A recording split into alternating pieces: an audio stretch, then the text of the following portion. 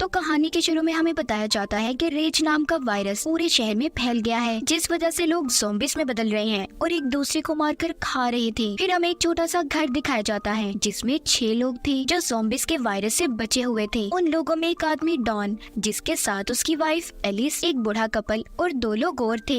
Alice उस घर में बचे हुए सामान से कुछ खाना बना रही थी। डॉन बाहर के हालात देखकर बहुत परेशान था क्योंकि उसने अपने बच्चों को स्कूल ट्रिप पर फ्रांस भेजा हुआ था। दरअसल ये वायरस इसी शहर ब्रिटेन में फैला हुआ था। यही वजह थी कि डॉन के बच्चे इस वायरस से महफूज थे। यहाँ पर सब लोग खाने के टेबल पर बैठे हुए थे। उनके घर में बिल्कुल अंधेरा था। सभी लोग आपस में ना ही बात करते हैं और ना ही किसी किस्म का शोर था। तभी उनका कोई दरवाजा जोर जोर से खटखटाने लगता है। कहता है, मुझे प्लीज अंदर आने दो, दरवाजा खोल दो, मुझे बचाएं। दरअसल ये आवाज 10 साल के छोटे बच्चे की थी। बच्चे की आवाज सुनकर एलिस कहती है कि प्लीज हमें दरवाजा खोलना चाहिए, हम उस बच्चे को अंदर आने देते हैं। जब ये दरवाजा खोलते हैं तो हम देखते हैं बाहर दोपहर थी। इन्होंने बस अपने घर में ही अंधेरा किया हुआ था ताकि कोई ज़ॉम्बी इन्हें देख ना पाए। ये उस बच्चे को अब अंदर कर लेते हैं और खाने के लिए कुछ देते हैं। पूछताछ करने पर बच्चा बताता है कि मेरे मॉम डैड ज़ॉम्बी बन गए और मेरे पीछे पड़े हुए हैं, वो मुझे खाने आ रहे थे।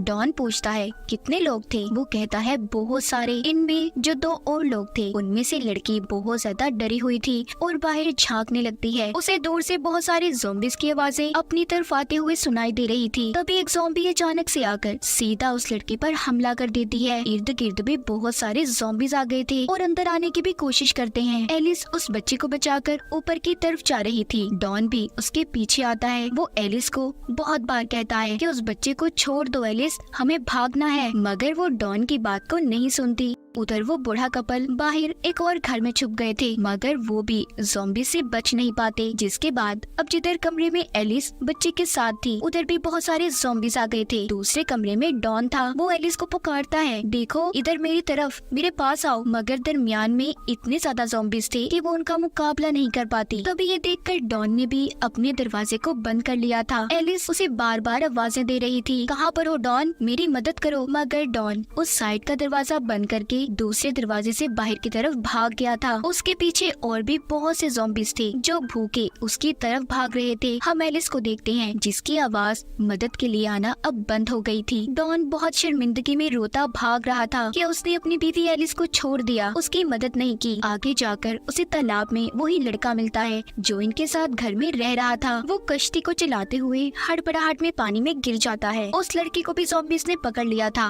और काट कर मार देते हैं। डॉन अकेला ही बचा था जो उस कश्ती में बैठकर जा रहा था। फिर आगे हमें कहानी 1 महीने बाद की दिखाई जाती है जिसमें बताते हैं कि ज़ॉम्बीज़ अब भूखे रहने की वजह से आहिस्ता आहिस्ता खत्म हो रही हैं। इस शहर में अब आर्मी फोर्स का कब्जा था। वो इस सारे मामले को कंट्रोल करने की कोशिश कर रहे थे। तभी हमें एक सार्जेंट डॉयल दिखाया जाता है जो कि स्नाइपर निशानेबाज की टीम में था। उसे जैसे ही ज़ॉम्बीज़ दिखे उसने उन्हें अपनी गन से निशाना लगाकर मारना था। डॉन को भी आर्मी वालों ने बचाया हुआ था। इस तरह 6 महीने गुजर चुके थे। अब ज़ॉम्बीज़ भी बहुत कम कहीं कहीं पर थे। इसी दरमियान हमें एक डॉक्टर भी दिखाई जाती है जो इस वायरस पर स्टडी कर रही थी। अब जो लोग दूसरे शहरों में फंसे हुए थे उन्हें दोबारा से अपने घरों में लाने के लिए आर्मी प्रोग्राम शुरू कर देती है, मगर अभी भी सबको सेफ जोन में रहना था, न कि अपने घरों में, जो कि अमेरिका US आर्मी फोर्स की निगरानी में था। अभी तक 100 के आसपास लोग थे जो अपने इस शहर ब्रिटेन में वापस आ गए थे। इन्हीं में डॉन के बच्चे भी थे। डॉक्टर जब बच्चों को वापस आता देखती है तो परेशान हो जाती है क्योंकि वो ये सोच रही थी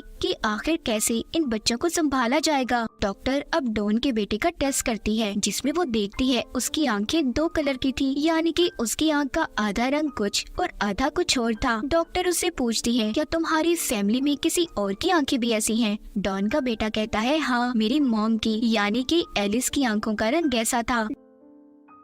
डॉन जब अपने बच्चों से मिलता है तो बहुत खुश था। वो दरअसल अभी भी इस सेफ जोन में रहकर आर्मी के साथ मिलकर काम कर रहा था, इसीलिए वो अपने बच्चों को उस जगह पर ले आता है जहाँ पर वो रह रहा था। वो अपने बच्चों को उनकी मॉम एलिस के साथ हुए हादसे के बारे में भी बताता है। रात के वक्त सोते हुए डॉन के बेटे को अपनी मॉम के सपने आ रहे थे। उसे ऐसा लगता है कि शायद वो अपनी मॉम का चेहरा भूलता जा रहा है। सुबह को जब डॉन अपने काम पर चला जाता है तो उसके बच्चे चुपके से सेफ जोन से निकलकर भाग गए थे और भागते भागते अपने घर पहुंच गए थे ताकि वो अपनी मॉम की कोई तस्वीर ले सके। तभी आर्मी को भी इनके बारे में पता चल जाता है कि 2 बच्चे सेफ जोन से भाग गए हैं, मगर तब तक वो दोनों अपने घर पर थे, जहाँ पर डॉन के बेटे को अपने घर के ऊपर वाले हिस्से से कुछ आवाजें आ रही थी। जब वो ऊपर जाकर देखता है तो उधर उसकी मॉम थी, यानी कि एलिस, जिसको डॉन ज़ॉम्बीज़ के दरमियान में छोड़कर चला गया था। फिर डॉन का बेटा अपनी मॉम के गले लग गया था, तभी उसे दर्द होता है। दोनों बहन भाई जब अपने घर से बाहर आते हैं तो देखते हैं आर्मी की फौज थी जो सेफ जोन में दोबारा लेने आई थी। वहाँ पर तीनों को क्वारंटाइन में रखा गया था। एलिस को बांधकर लैब में रखा जाता है। डॉक्टर उसका ब्लड टेस्ट करती हैं। वो ये पता करना चाहती थी कि कहीं एलिस भी ज़ॉम्बी वायरस से इन्फेक्टेड तो नहीं। तभी उन्हें पता चलता है कि एलिस इन्फेक्टेड तो हुई थी, मगर उसकी इम्यूनिटी इतनी पावरफुल, इतनी ताकतवर थी कि उस पर ज़ॉम्बी वायरस का असर नहीं हुआ। इसीलिए अभी तक वो ज़ॉम्बी भी नहीं बनी थी, मगर उसके खून या फिर किसी भी वजह से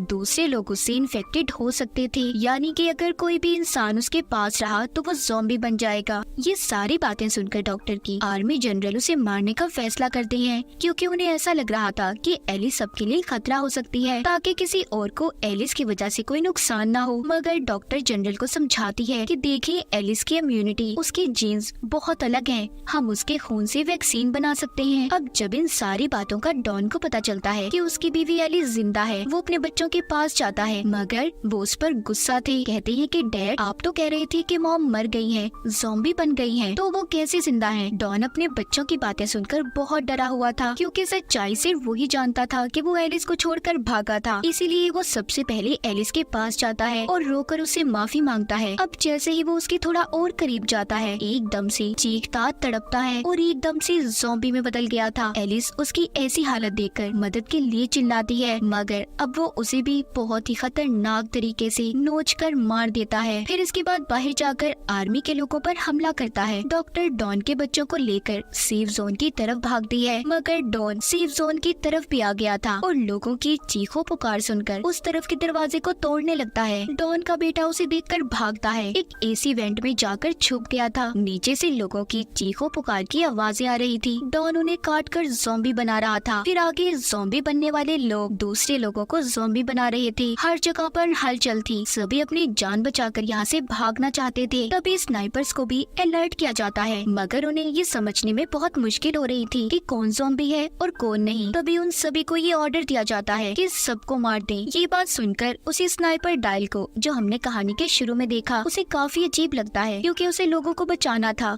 उनकी मदद करनी थी, ना कि उन्हें मारना था। वो देखता है कि डॉन के बेटे के आगे एक ज़ॉम्बी आता है, जिसे वो शूट करके मार देता है, मगर उसने डॉन के बेटे को नहीं मारा था, इसीलिए वो अपनी इस ड्यूटी को छोड़ देता है। डॉन के बेटे को एक आदमी अपने साथ कमरे में ले आया था, जहाँ पर बहुत अंधेरा था। उधर ही उसे अपनी बहन और डॉक्टर मिली थी। इनके अलावा यहाँ पर और भी बहुत से लोग थे। बूढ़ी औरत बाहर का नजारा देखकर बहुत परेशान हो जाती है और कहती है कि आखिर ये सब लोगों को क्यों मार रही है। तभी यहाँ पर डायल आ जाता है, जो सबको यहाँ से चलने का कहता है, क्योंकि यहाँ पर रुकना खतरे से खाली नहीं था। वो जब सब यहाँ से जाने लगते हैं तो इन पर भी आर्मी फायरिंग कर देती है, जिसमें बूढ़ी औरत मर गई थी। डायल के साथ डॉक्टर और डॉन के बच्चे थे। तभी डायल को उसके एक दोस्त का फोन आता है, जो कि आर्मी में था, जिसके पास हेलीकॉप्टर था। वो कहता है, देखो, कुछ वक्त में सारे शहर को बॉम्ब से उड़ाने का ऑर्डर दिया गया है। तुम्हें मैं जिस जगह की लोकेशन भेज रहा हूँ, वहाँ पर आकर मुझसे मिलो, मैं तुम्हें बचाता हूँ। अब ये सभी एक टनल के रास्ते से वहाँ से बाहर आते हैं। तभी उधर बहुत बड़ा धमाका हुआ था। आर्मी ने सेफ जोन में जितने भी ज़ॉम्बीज़ या बचे हुए इंसान थे, सभी को धमाके से उड़ा दिया था। डायल डॉक्टर और बच्चों को लेकर भागता है। ये सभी उसके दोस्त की बताई हुई जगह पर आ गए थे। तभी डायल का दोस्त भी हेलीकॉप्टर लेकर आ जाता है। वो डायल को बताता है कि तुम्हारे पीछे कुछ बचे हुए ज़ॉम्बीज़ आ रही हैं। ये सुनकर डायल बच्चों और डॉक्टर को छुपने का कहता है। उसका दोस्त इतने सारे लोगों को देखकर कहता है, देखो डायल, मुझे सिर्फ तुम्हें लेने का कहा गया है। अगर मैं किसी भी बचे हुए सिविलियन शहरी को बचाकर ले गया तो आर्मी वाले मुझे भी मार देंगे। लेकिन डायल अकेला उसके साथ नहीं जाता। वो सबकी मदद करना चाहता था, इसीलिए वो अकेला ही उसे वहाँ से भेज देता है। तभी इनके पीछे बहुत से ज़ॉम्बीज़ पड़ गए थे। ये भागकर शहर की तरफ आते हैं। शहर में आर्मी ने ज़ॉम्बीज़ को मारने के लिए जहरीली गैस छोड़ी हुई थी, जिस वजह से वहाँ पर आम इंसान सांस नहीं ले सकता था। उससे बचने के लिए ये एक गाड़ी में जाकर छुप जाते हैं। अब सारे ज़ॉम्बीज़ उनकी गाड़ी के आसपास आकर इन पर हमला कर रहे थे, मगर गैस की वजह से वो ज़ॉम्बीज़ वहीं पर मर जाते हैं। पीछे आर्मी के लोग भी थे जो सबको यहाँ पर खत्म करने आ रहे थे। डायल और डॉक्टर की गाड़ी स्टार्ट होने का नाम नहीं ले रही थी। तभी डायल गाड़ी से बाहर निकलता है और गाड़ी को धक्का लगाने लगता है, मगर वो आर्मी की नजरों में आ गया था। आर्मी वाले उसे भी इन्फेक्टेड समझकर मार देते हैं। डॉक्टर बच्चों को बचाकर गाड़ी चलाकर टनल तक पहुंच गई थी, मगर वहां पर आकर उन्हें डॉन का ज़ॉम्बी दिखता है। उसने यहाँ पर डॉक्टर को भी मार दिया था। इसी बीच डॉन के बेटा बेटी भी अलग हो जाते हैं। डॉन ने अपने ही बेटे पर हमला कर दिया था, मगर उसके बेटे के अंदर भी एलिस की तरह ही ताकत थी, जिस वजह से वो भी ज़ॉम्बी में नहीं बदलता। तभी डॉन की बेटी आकर गन से अपने ही डैड को मार देती है और बहुत रोती है। ये दोनों बहन भाई स्टेडियम में पहुंच गए थे, जहां पर वो ही डायल का दोस्त आता है जिसके पास हेलीकॉप्टर था। वो उन बच्चों को देखकर सोचता है कि उसे इन्हें बचाना चाहिए या नहीं बचाना चाहिए। शायद वो इन्फेक्टेड ना हो, मगर फिर भी वो उन्हें बचा लेता है और अपने हेलीकॉप्टर में ब्रिटेन शहर से बाहर ले गया था। हमें शहर का नजारा दिखाया जाता है। फिर हम 28 दिन के बाद देखते हैं, जहाँ पर बचे हुए ज़ॉम्बीज़ एक टनल के रास्ते से पेरिस शहर में पहुँच गए थे। और डॉन के बेटा बेटी का क्या हुआ, वो कहाँ पर गए, इस बारे में हमें नहीं बताया गया। इसी के साथ इस फिल्म की कहानी भी यहीं पर खत्म हो जाती है।